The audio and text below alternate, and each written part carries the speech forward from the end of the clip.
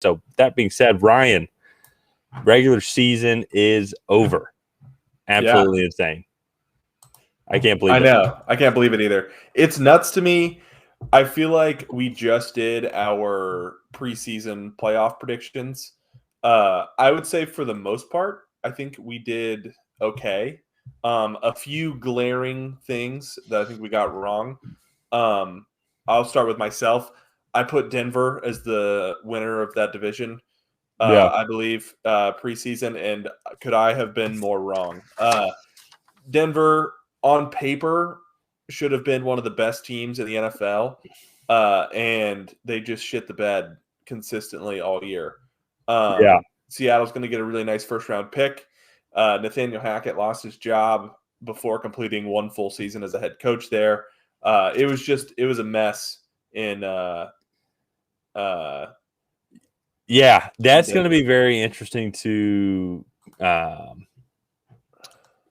kind of compact later on as the offseason goes on, especially as we get to Denver, because very interesting offseason. Going to be a lot of talk about who their head coach is going to be.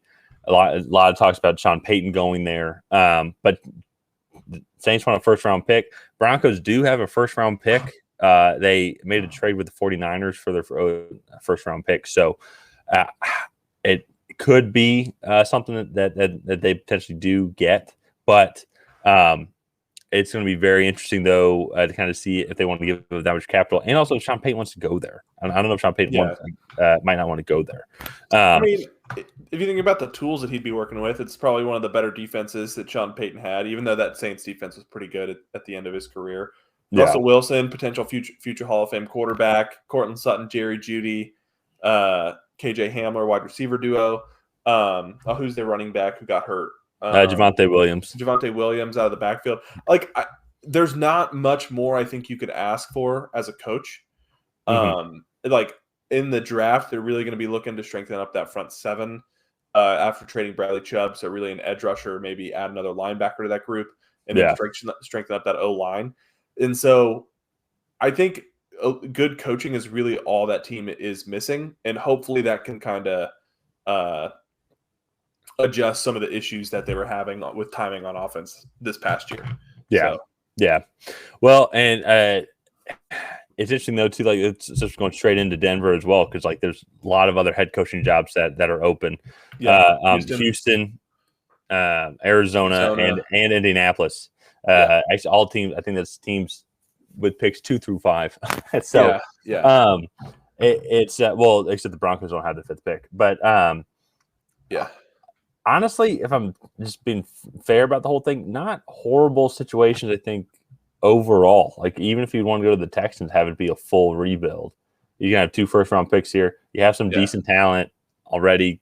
Same with the Colts. That's another one. And so it's some intriguing head coaching jobs, I think, that'll be fun to kind of talk about as the offseason goes about. But yeah, when it comes back to our playoff, we both had Green Bay winning the division.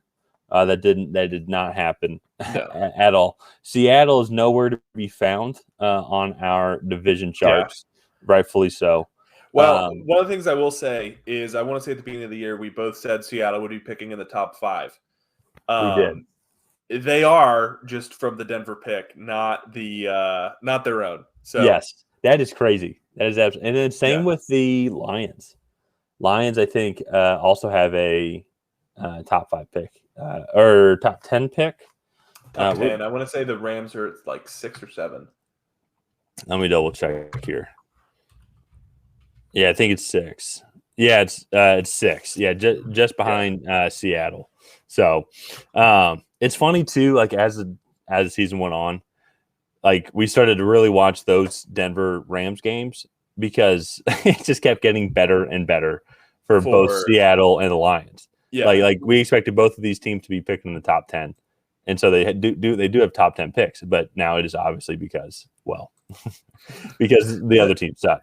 Yeah. So they definitely got the good end of those trades.